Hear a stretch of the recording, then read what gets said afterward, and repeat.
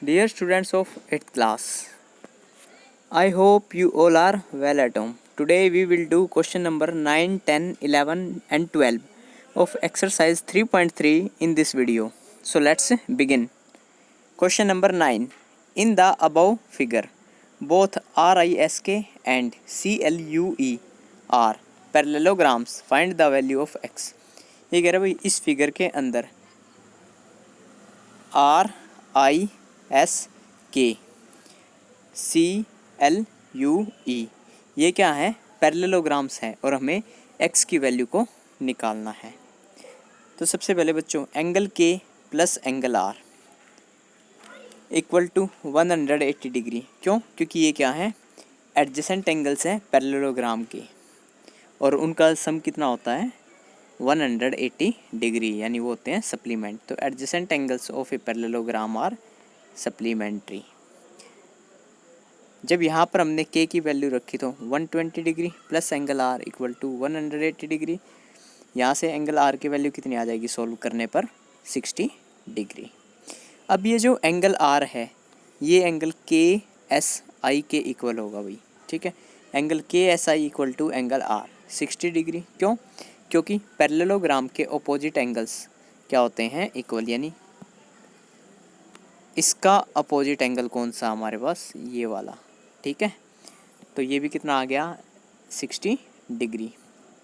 इसी तरीके से बच्चों इस फिगर में CLUE में angle L equal to angle UEC के, ठीक है। Angle UEC equal to angle L 70 degree के।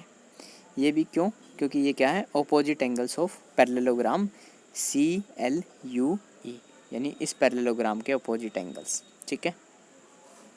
तो अब भाई इस ट्रायंगल में देखो ये कितने डिग्री का है, ये 60 डिग्री का है,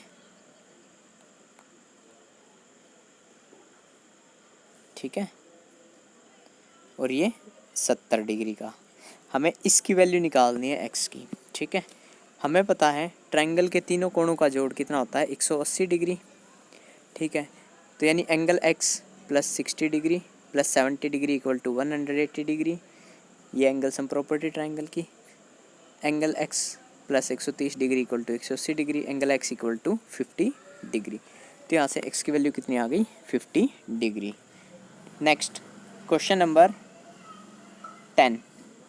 Explain how this figure is a trapezium. Which of its two sides are parallel?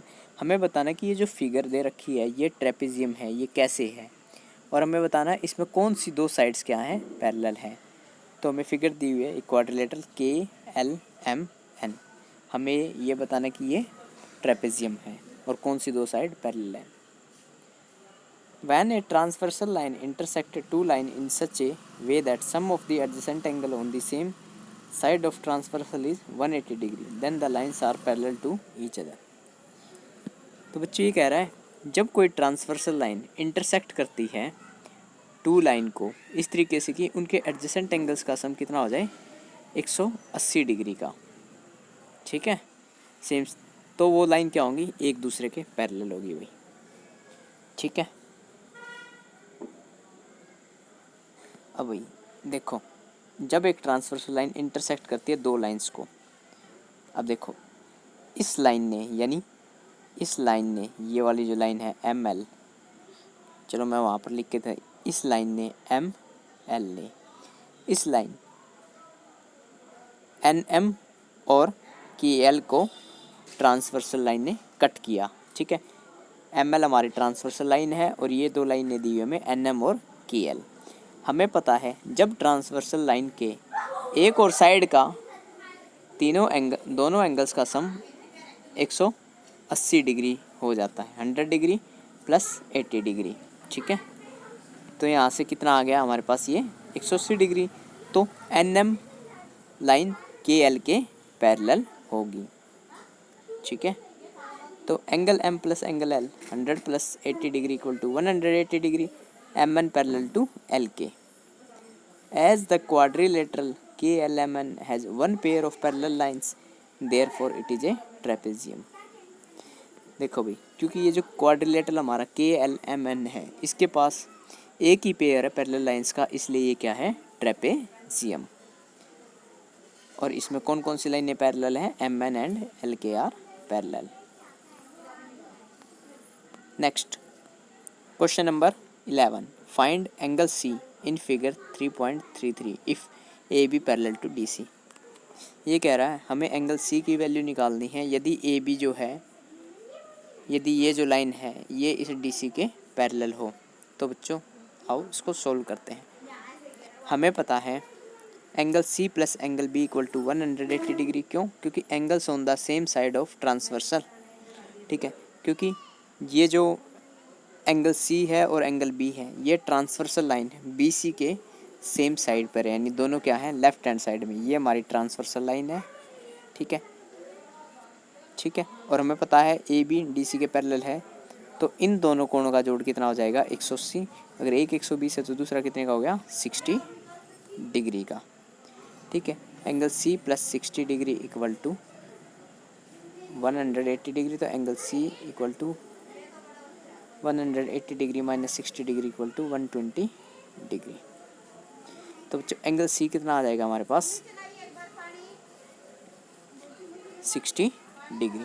ठीक है, तो बच्चों यहाँ पर ये इस फिगर में ये जो है ये 60 डिग्री के दे रखा हमें। ठीक है, क्वेश्चन के अकॉर्डिंग।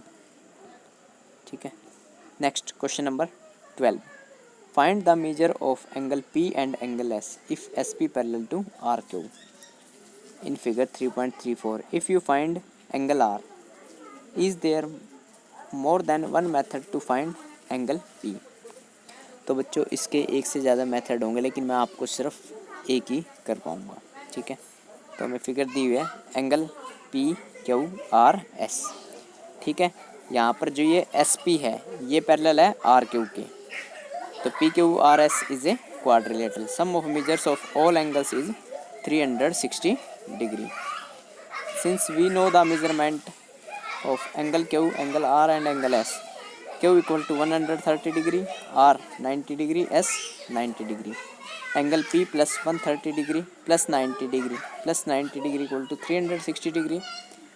एंगल P को plus 310 degree equal to 360 degree, तो एंगल P कितना आ गया, 50 डिग्री। तो बच्चों आज के लिए इतना ही। नेक्स्ट वीडियो में हम नेक्स्ट क्वेश्चन को करेंगे। Thank you.